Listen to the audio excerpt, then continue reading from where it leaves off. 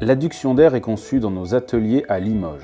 Elle est composée d'un compresseur, d'une cuve tampon avec purgeur capacitif, d'un sécheur par réfrigération et d'un sécheur par absorption.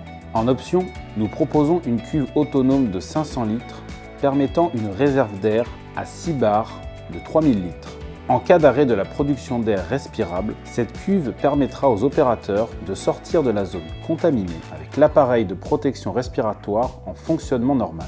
Les accessoires fournis sont les suivants. Une clarinette 6 sorties en CEJN, un tuyau d'air respirable de 5 mètres, un tuyau d'air respirable de 10 mètres, 10 mètres de câble électrique 5G, 10 mètres de câble électrique 3G.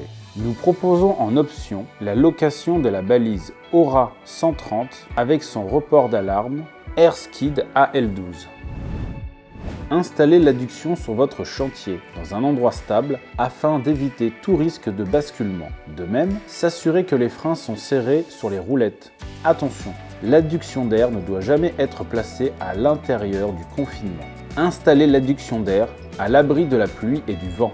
De même, installer l'adduction d'air de manière à éviter toute pollution d'air par des gaz d'échappement ou à proximité d'engins de chantier, de véhicules. Connectez l'ensemble des tuyaux reliés aux appareils de protection respiratoire et à la clarinette. Placez l'alarme déportée à l'endroit voulu en connectant le tuyau pneumatique fourni et sa rallonge 24 volts. Connectez la rallonge électrique à la prise 2P+T du coffret à une installation monophasée.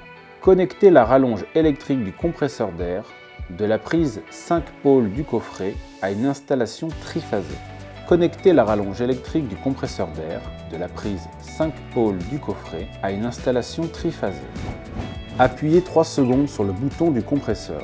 Si le compresseur ne se met pas en route, mettre la machine hors tension en actionnant le commutateur rotatif.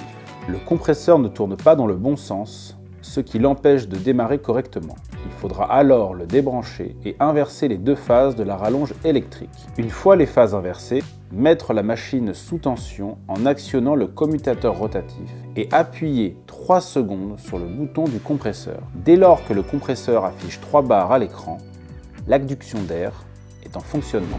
La balise Aura 130 effectue un contrôle en continu des valeurs de monoxyde de carbone, dioxyde de carbone, oxygène, hygrométrie et vapeur d'huile. L'alarme de l'hygromètre est réglée en fonction de la température d'air. La lecture des valeurs se fait automatiquement et l'alarme s'enclenche si les valeurs ne sont pas correctes. Des fiches techniques sont fournies avec l'adduction d'air pour vous aider à lire les valeurs. Une fois mon installation réalisée correctement, je peux brancher en toute sécurité mon appareil de protection respiratoire en débit continu ou en soupape à la demande de l'adduction d'air. L'opérateur effectue les vérifications réglementaires de l'appareil avant d'entrer en zone. L'appareil doit être relié à une installation électrique équipée d'un disjoncteur différentiel 30 mA et raccordé à la terre. Stockez la machine à l'abri des intempéries dans un endroit sec et ventilé à l'écart des engins de chantier et des sources de pollution d'air. Longueur maximale du tuyau entre l'adduction d'air et l'opérateur, 90 mètres maximum.